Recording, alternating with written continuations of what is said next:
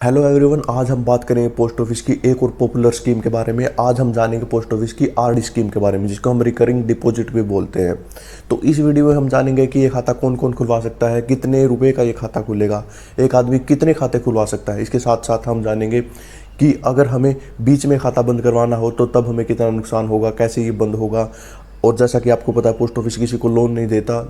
अगर किसी ने पोस्ट ऑफिस का आरडी प्लान या आरडी की स्कीम खुलवा रखी है तो पोस्ट ऑफिस से लोन देता है, कितना लोन देता है, कैसे देता है, जानेंगे सब कुछ। और इसके साथ साथ हम इस वीडियो में जानेंगे कि पोस्ट ऑफिस में जो आरडी में पैसे जमा हैं वो हम ऑनलाइन कैसे जमा कर सकते हैं। हमें पोस्ट ऑफिस जाने की जरूरत नहीं पड़ेगी। अगर आपका आरडी का खाता ऑलरेडी है और आप खुलवा चुके हैं तो उस केस में हमें क्या करना चाहिए, क्या हमें इसके साथ बने रहना चाहिए या इसको हमें 5 साल के बाद क्लोज करवा देना चाहिए। के साथ साथ हम जानेंगे पोस्ट ऑफिस के आरडी प्लान की अब इंटरेस्ट रेट क्या चल रही है और इस इंटरेस्ट रेट के हिसाब से हम कैलकुलेट करके देखेंगे कितने पैसे जमा करने पर हमें 5 साल के बाद कितने पैसे मिलेंगे। तो नमस्कार दोस्तों, मेरा नाम है सतविंदर नरवाल। तो चलिए जानते हैं पोस्ट ऑफिस की आरडी स्कीम के बारे में।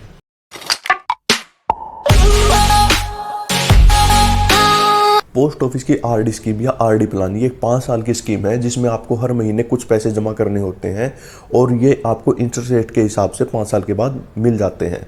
तो जैसे कि अब पोस्ट ऑफिस की आरडी प्लान या आरडी स्कीम के जो इंटरेस्ट रेट है वो 5.8% चल रही है। तो अब बात ये आती है कि ये खाता कौन कौन खुलवा सकता है। तो ये खाता भारत का कोई भी नागरिक जो 18 साल से ऊपर है वो अपने नाम से खुलवा सकता है और उसको ऑपरेट कर सकता है। अगर वो 18 साल से नीचे है तो उसके माता पिता या गार्जियन उसके बिहाफ से ये खाता ऑपरेट कर सकते हैं। इस खाते को 2 या 3 लोग मिलकर भी खुलवा सकते हैं। इसका मतलब ये खाता जॉइंट भी खुल सकता है। ये जॉइंट ए और जॉइंट बी दोनों तरह से खुल सकता है। जॉइंट ए जॉइंट बी क्या होता है, अगर 2 लोगों ने या 3 लोगों ने मिलकर जॉइंट ए खाता खुलवाया है तो कोई भी पेमेंट के टाइम तीनों के साइन जरूरी होंगे। और जॉइंट बी में क्या होगा, अगर आपने जॉइंट बी खाता खुलवाया किसी के साथ, इसका मतलब ये होगा कि जिसके साथ आपने खाता खुलवाया उसमें से कोई भी एक आके पैसे ले जा सकता है। तो आप अपने हिसाब से देख लीजिए आपको जॉइंट ए खाता खुलवाना है या जॉइंट बी खाता खुलवाना है। अब जानते हैं कि ये खाता कितने रुपए से खुलेगा। पोस्ट ऑफिस का आरडी प्लान या आरडी स्कीम में इन्वेस्ट करने के लिए आपको मिनिमम 100 रुपये चाहिए, या इससे आप ऊपर कितने का भी खाता खुलवा सकते हैं, लेकिन मिनिमम आपको 100 रुपये चाहिए। और ये जितने का भी आप खाता खुलवाएंगे वो 10 के मल्टीपल में होने चाहिए। मतलब आप जितने का खाता खुलवाएंगे उसके पीछे एक जीरो जरूर होने चाहिए, कम से कम एक जीरो। यानी कि 110, 120, 200, 300, 500 आप ऐसे नहीं खुलवा सकते 145 का खाता। तो आपको मिनिमम 100 रुपये या 10 के मल्टीपल में खाता खुलवा सकते हैं और आप कितने ही रुपए का ये खाता खुलवा सकते हैं। लेकिन इसमें एक बात का ध्यान रखें, आपने जितने रुपए का एक बार खाता खुलवा दिया, आपकी हर महीने की जो पेमेंट है वो उतनी ही रहेगी, आप उसको चेंज नहीं कर सकते। आपने अगर वो 500 रुपये का खाता खुलवा दिया तो आप उसको अगले महीने 600 डिपॉजिट नहीं कर सकते, आपको हर महीने 500 ही डिपॉजिट करने पड़ेंगे। अब समझते हैं कि आरडी स्कीम में हमें पेमेंट किस तारीख को करनी है।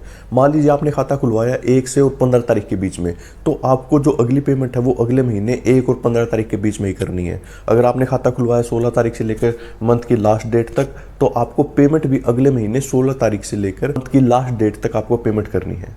लेकिन कई बार फाइनेंशियल मजबूरियों के कारण हम ये पेमेंट नहीं कर पाते और हमारी ये जो पेमेंट है वो डिफ़ॉल्ट मानी जाती है। जिस महीने हमने अगर मान लीजिए आरडी की पेमेंट नहीं की तो वो महीना हमें डिफ़ॉल्ट के रूप में काउंट किया जाएगा और उस डिफ़ॉल्ट के लिए हमें एक पेनल्टी लगेगी या हमें जुर्माना लगेगा। वो जुर्माना आपके जितनी भी किस्त है उसका 1% होता है। मान लीजिए आपकी 1000 की किस्त है तो आपको 10 रुपये का जुर्माना देना पड़ेगा जब अगली बार आप पैसे जमा करवाओगे। मान लीजिए आपके पास 3-4 महीने तक पैसे नहीं है जमा करवाने के लिए और आपने वो 4 महीने तक जमा नहीं करवाए, तो आपका खाता उस केस में डिसकंटिन्यू हो जाएगा और आपको अगले 4 महीने के बाद 2 महीने और मिलेंगे उस खाते को दोबारा से रिवाइव करवाने के लिए। यानी आप अगर 4 महीने के बाद 5वें 6ठे महीने में पैसे जमा करवा देते हैं तो आपका खाता दोबारा से शुरू हो जाएगा। लेकिन अगर आपने उस 2 महीने में भी खाता रिवाइव या शुरू नहीं करवाया तो आपका खाता बिल्कुल डिसकंटिन्यू हो जाएगा और आगे आप उसमें पैसे जमा नहीं करवा सकते।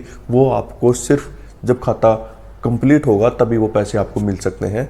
इसके अलावा आप उसमें कोई भी और एक्स्ट्रा पैसे जमा नहीं करवा सकते। मान लीजिए आपको 4 महीने हो चुके हैं डिफ़ॉल्ट करते हुए, यानी कि आपने 4 महीने तक नहीं भरे और आप 5वें महीने पैसे जमा करवाने चले गए, तो उस केस में क्या होगा, सबसे पहले आपसे जो पिछले 4 महीने हैं उनके पैसे लिए जाएंगे और उनके जो डिफ़ॉल्ट आपकी फीस या आपका जुर्माना बनता है वो आपसे लिया जाएगा। उसके बाद आपकी 5वें महीने की जो किस्त है वो भरी जाएगी। मान लीजिए आपने 4 महीने तक अपने पैसे नहीं भरे और 5वें 6ठे महीने में भी आपके पास वो पिछले 4 महीने के पैसे नहीं हैं, तो उस केस में पोस्ट ऑफिस आपको एक फैसिलिटी देता है कि आपकी जो 5 साल की आरडी है आप उसको 4 महीने एक्सटेंड कर सकते हैं। मतलब 5 साल जो आपने 4 महीने पैसे नहीं दिए, वो 5 साल के बाद अगले 4 महीने आप वो पैसे दे सकते हैं। जैसा पोस्ट ऑफिस आपको पैसे ना भरने पर पेनल्टी देता है, क्या पोस्ट ऑफिस आपको एडवांस में पैसे भरने पर कुछ फ़ायदा देता है? जी हाँ, अगर आप पोस्ट ऑफिस में आरडी स्कीम में एडवांस में पैसे भर देते हैं तो आपको बेनिफिट मिलता है। वो बेनिफिट क्या है? अगर मान लीजिए आपने आरडी की किस्त 6 महीने की इकट्ठी भर दी, तो उस केस में क्या होगा, जितनी आपकी डिनोमिनेशन है उसका 10% आपको वापस मिल जाएगा। मान लीजिए आपकी डिनोमिनेशन 1000 रुपये है तो आपको 100 रुपये वापस मिल जाएंगे। मान लीजिए आपकी डिनोमिनेशन 10,000 रुपये है तो आपको 1000 रुपये वापस मिल जाएंगे। कई बार एक कन्फ्यूजन होती है कि जितने हम पैसे जमा करवाएंगे 6 महीने में, मान लीजिए 1000 की हमारी डिनोमिनेशन है, मतलब कि हर महीने हम 1000 रुपये जमा करवाते हैं, तो 6 महीने के हो गए 6000, तो उस 6000 का 10% मिलेगा। जी नहीं, आपकी जितनी एक महीने की डिनोमिनेशन है, एक महीने में आप जितना जमा करवाते हैं उसका 10% आपको वापस मिलेगा। ऐसे ही अगर आप 12 महीने की यानी कि 1 साल की इकट्ठे किस्त जमा करवाते हैं तो उस केस में आपको जो आपकी डिनोमिनेशन है उसकी 40% आपको वापस मिल जाएगा। मान लीजिए आपकी 1000 की डिनोमिनेशन है तो आपको 400 रुपये वापस मिल जाएंगे। ऐसा नहीं है कि आपके मान लीजिए 1000 होके 12,000 रुपये आपने इकट्ठे भर दिए तो 12,000 का 40% आपको मिलेगा, आपको सिर्फ 1000 रुपये का 40% मिलेगा। अब बात आती है, मान लीजिए जैसे एक स्कीम 5 साल की है, काफ़ी लंबा स्कीम हो जाता है 5 साल, अगर हमें बीच में पैसे चाहिए हमारे, तो उस केस में क्या हम ये खाता क्लोज करवा सकते हैं? जी हाँ, हम ये खाता बीच में क्लोज करवा सकते हैं, लेकिन 3 साल से पहले ये क्लोज नहीं होगा, 3 साल के बाद ही ये खाता क्लोज होगा। और उस केस में क्या होगा, अगर आपने 3 साल के बाद ये खाता क्लोज करवा दिया और 5 साल पूरी नहीं किए, तब आपको जो पोस्ट ऑफिस का सिंपल सेविंग अकाउंट है उसकी इंटरेस्ट रेट आपको मिलेगी। जैसे कि पोस्ट ऑफिस की सिंपल सेविंग की अकाउंट की इंटरेस्ट रेट अब 4% चल रही है, तो आपको 4% के हिसाब से आपको ब्याज मिलेगा, ना कि आरडी के 5.8% इंटरेस्ट रेट के हिसाब से। तो उसका दूसरा ऑप्शन पोस्ट ऑफिस ने एक दिया है, अगर आपका आरडी का अकाउंट है तो आप उसको खाते को क्लोज ना करवा के आप उस पर लोन ले सकते हैं। लोन कैसे मिलेगा? आप जब लोन लेना चाहते हैं, और ये लोन आपको 1 साल के बाद ही मिलेगा, जब आपका खाता को चलते हुए 1 साल हो जाएगा, आपने 1 साल की किस्त भर दी, तब आपको ये लोन मिल सकता है। और ये लोन कितना मिलेगा? जितने आपके अकाउंट में पैसे हैं उसका 50% आपको लोन मिल जाएगा।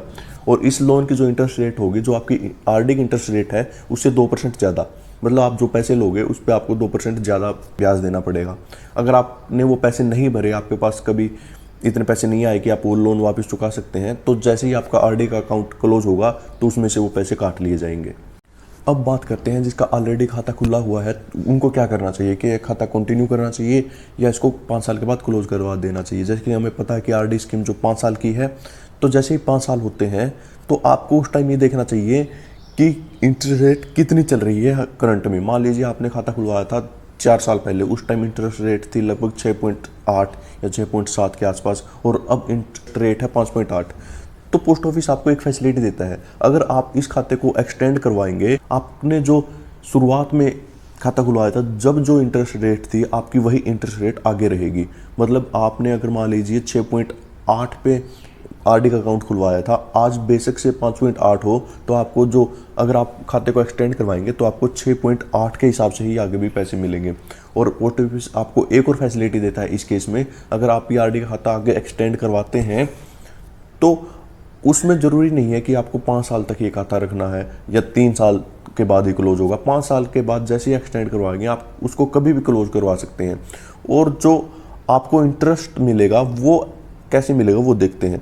मान लीजिए आपने खाता खुलवाया 5 साल के बाद 6 साल और 4 महीने में, तो 5 साल का तो आपको कंप्लीट 5.8 इंटरेस्ट मिलेगा, लेकिन जो 1 साल और 4 महीने हैं उसमें 1 साल का तो आपको आरडी का ही इंटरेस्ट मिलेगा, लेकिन जो 4 महीने हैं वहाँ आपको सेविंग का इंटरेस्ट मिलेगा। यानी कि 5 साल के बाद जितने भी कंप्लीट ईयर्स हो जाएंगे आपके अकाउंट को, उस पर आपको आरडी का ही इंटरेस्ट रेट मिलेगा, और जो बाकी जो महीने बच जाएंगे उस पर आपको सेविंग अकाउंट का इंटरेस्ट मिलेगा।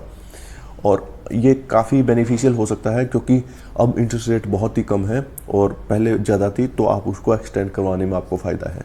आइए अब कैलकुलेट करके देखते हैं कि पोस्ट ऑफिस की आरडी स्कीम या आरडी प्लान में हमें कितने पैसे जमा करने पर कितने पैसे मिलेंगे। तो अब देखते हैं कि हमें कितने इन्वेस्ट करने पर हमें आरडी स्कीम में कितने पैसे मिलेंगे। मान लीजिए हम 1000 रुपये पर मंथ इन्वेस्ट करना चाहते हैं आरडी स्कीम में, तो हमें कितने पैसे मिलेंगे। तो यहाँ कैलकुलेट करके देखते हैं। तो जैसा कि आपको दिख रहा है, हमारी टोटल जो वैल्यू होगी 5 साल में वो हमारी होगी 60,000 के करीब जो हमारी जेब से जाएंगे।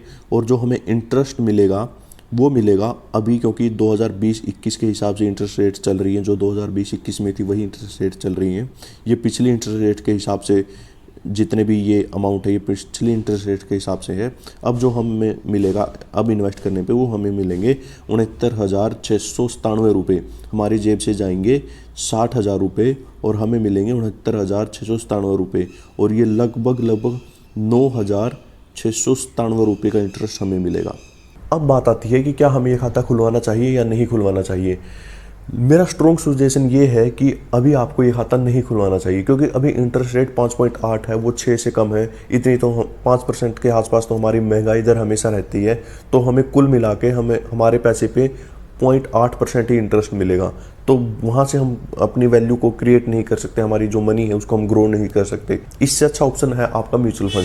अगर आप म्यूचुअल फंड में इन्वेस्ट करना चाहते हैं और आपको उसकी नॉलेज नहीं है तो हम ऑलरेडी वीडियो बना चुके हैं, आप पहले वो वीडियो देख लीजिए, फिर आपको डीमैट अकाउंट खुलवाना पड़ेगा।